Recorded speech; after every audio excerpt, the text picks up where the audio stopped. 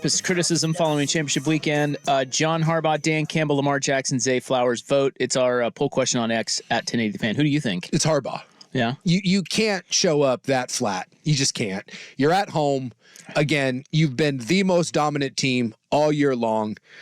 You're playing the least version of Kansas City that we've seen in this dynasty, even though they're very, very good. And you came out with a piss-poor defensive plan, and you allowed Kansas City to do whatever they wanted at the beginning. Like, I understand Travis Kelce hasn't looked good all year. He just hasn't. Mahomes hasn't had a great year. Neither one has. But you saw him the previous week, and Kelce looked like the old Kelce. And Baltimore went into that game plan with no attempt whatsoever to do anything. He wasn't chipped at the line, nothing. They went 11 for 11 to Kelce in the first half, and there was no adjustment. Now, in the second half, they adjusted. But you came into that with a piss-poor game plan, offense and defense. Defense made adjustments. The offense never did. You never got your quarterback comfortable. You were completely flat. You were so hyped up before the game and chippy, and you let emotions get the best of you. And I thought your team was beyond undisciplined throughout the entire game, and that's on the head coach. So when you have all three phases of your game and all the penalties mixed in there, and you just aren't prepared to play at home when you've been so dominant all year, I don't know who else to put that on other than the head coach. So there's a lot of blame to go around. But to me, at least the Lions showed up, and then maybe the moment was too big for them. The Ravens never showed up, and that's at home. That's inexcusable. Yeah, I think it's Dan Campbell for me. Yeah. And we'll get to that game and his mistakes, but yeah, it's not good. It's not good at all. It was shades of Oregon, Washington. Yeah, it was shades of Dan Lanning. And there was one. And speaking of the Lanning thing, I haven't thought about this when I was watching it. One, I don't really have a problem with, and this, remember that it was the Lanning one. I don't necessarily have a problem with one. It's who you are. The second one, it's indefensible. Yeah, the Vancouver Ford text line saying it's got to be Dan Campbell leaving points on the board. What's up with coaches named Dan that don't want to add to the scoreboard? Yeah, the first one in the second half, like I said, whatever. Well, if you want to go through them, we can. Yeah. There were multiple that were bad decisions. Let's stick with Ravens Chiefs for now, and then we'll get to shift over. Yeah, I think we can do it that way because there is a lot of blame to go around with Baltimore. You're right; it does fall on the head coach ultimately. Yeah. But I mean, if Zay Flowers, that play, low key best play of the weekend was Snead knocking that ball out on the goal line. It's phenomenal. Unbelievable play. Yep. That was poetry, too, because it was Snead who got taunted by Flowers right before on that penalty. And he flipped the ball at him, he shoved him to the ground, and Snead's like, watch this, dude. McDuffie even said after the game, he said that when they did that and they got the penalty, I guess Snead in the huddle turned to McDuffie and some of the other secondary guys and was like, I'm going to get that back. And there they are a couple plays later. Well, just the timing of that play. It's unbelievable. It was just incredible. Yep. And I guess, not really lucky. It's a great play. Zay Flowers stretching that ball over the goal line. They tell you not to do that, but at the same time, he's, you're trying to make a play. You're trying to make a play. He's half a yard away. You do that 100 times, he does not get that ball but once. No, but it's one of those things, too, that Flowers didn't need to. And this is something, they point out many times, but Belichick and a couple other coaches have always said, unless it's fourth down and goal, stop reaching for the damn goal line. Don't do it. Don't do it. Worst case scenario, first off, if you just dive, you're in, probably anyways. And worst case scenario is it's first and goal at the half-yard line, and you punch it in. But if they get that, though, see, this is why it doesn't, to me, fall all on John Harbaugh. 14-7. If they get that, it's 17-14. Oh, yeah. Yeah, 17-14. And I would have loved to see how that game played out after that. Like, Baltimore, for as bad as they were, they still had opportunities. They were still in it all the way to the very end. So if like the Flowers thing, that's kind of fluky, but nice play by Snead. If they get that, well, and then the other thing is, I don't know how it's on John Harbaugh that Lamar Jackson threw that flutter ball into triple coverage. Yeah, he pulled we said this one with Jordan Love the week before. He threw it into a defensive meeting. The defense was congregating in one spot. They were having a nice conversation. So ill-advised. And he decided to throw it right in the middle of it. Terrible. So none of that. Never say anything like it. Those things are not John Harbaugh's fault. No. I will point the finger at him on one other thing that I haven't heard anybody bring up. So they had all three timeouts. Yep. And it was 17-10. And Kansas City has the ball, what? Oh, God, I don't even remember. 2-something. 2:45. Yeah, so I think they had all three timeouts. And it was obviously before the 2-minute warning. Okay.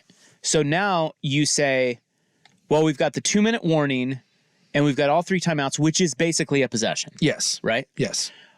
Harbaugh, and I get what he was doing, he called a timeout on the 3rd down play at 2:18. He could have let that tick down to the 2-minute warning and had one more timeout on the backside of the 2-minute warning, but he wanted to save that 18 or 20 seconds, whatever it was. I get why he did that. Yeah. But what he did was he then allowed Kansas City to go to the sideline and go, you know what?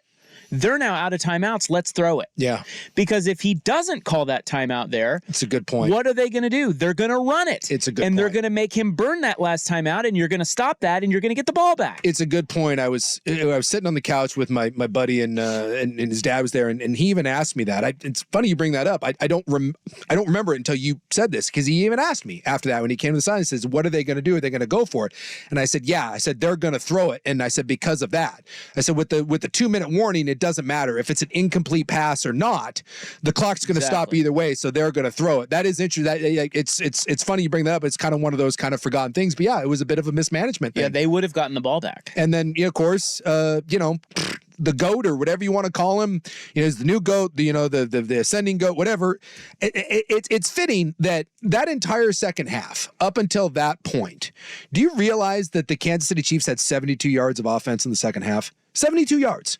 The Ravens defense had completely shut them down. But when they needed it, big balls McGinty back there, Patrick Mahomes, on the most important play of the game, throws it to Stonehands. Smart. And he makes a great catch. That's just Kansas City. It's at this point, I doubted them. I said, this isn't a great Chiefs team. It's a very good Chiefs team, but the Ravens are a better team. And yet when they needed it the most, that son of a gun back there is out there slinging rocks, and he just you can't deny him. Well, the one thing he doesn't do is he doesn't turn it over. No, he doesn't make dumb decisions. Yeah, exactly. So even though they were getting shut down, he's not going to help you. Yeah. Right? That's the first thing. The second thing is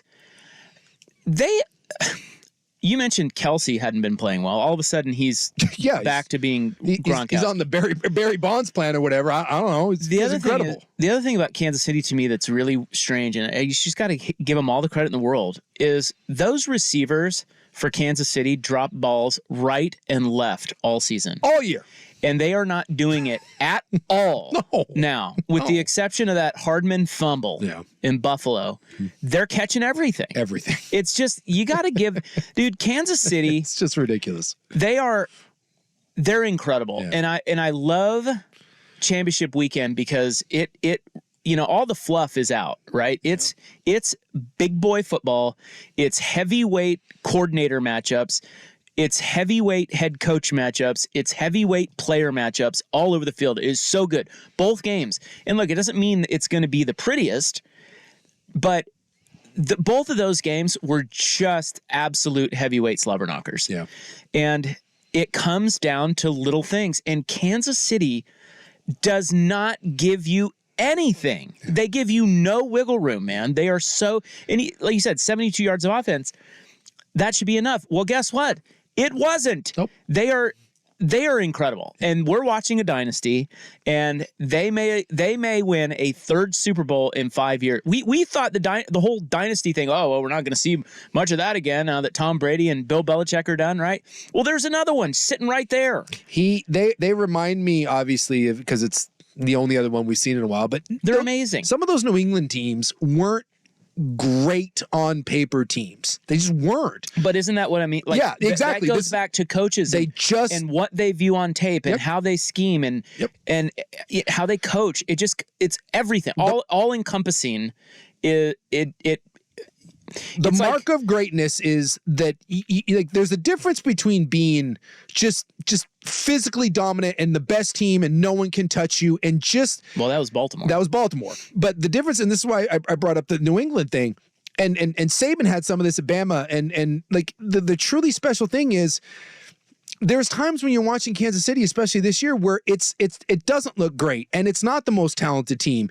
And, they do look vulnerable, but those sons of guns, like you said, they give you nothing. They just, when the moment is at the biggest and the lights are the brightest, they always find a way to make a play. And That's Kansas City. It really is unique. It just reminds me of those Patriot teams that you just had that remember we used to say either you bet on New England or you don't bet at all.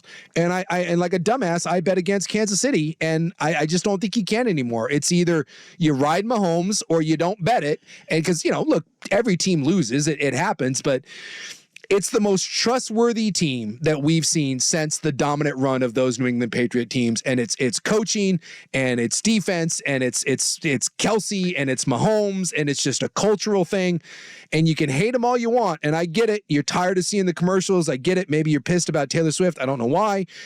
But, deal with it, America. They're back, and it doesn't appear to be going anywhere. And the one that blows my mind is all year long, Travis Kelce looked old, tired, and washed. And that guy gets to the postseason. He has to take the last week of the season off. Doesn't care about getting another 1,000 yards and setting records and all that. He took a week off, and I don't know what he did during that bye week, but this looks like Travis Kelce from 3 years ago. And when that guy is playing well, the best safety in the NFL resides in Baltimore. He hadn't given up a touchdown to a tight end all year long. He played great, though. He played great. But still, that touchdown they had, that back shoulder touchdown throw, that was the difference in the game. Yeah. And you don't beat Kyle Hamilton on that unless you're peak Travis Kelce and peak Patrick Mahomes, and you couldn't play that any better. And it still didn't matter because those guys have been doing that for so long. That is an indefensible throw and catch, and it was amazing. And it was the difference in the game. Well, like the old Patriots.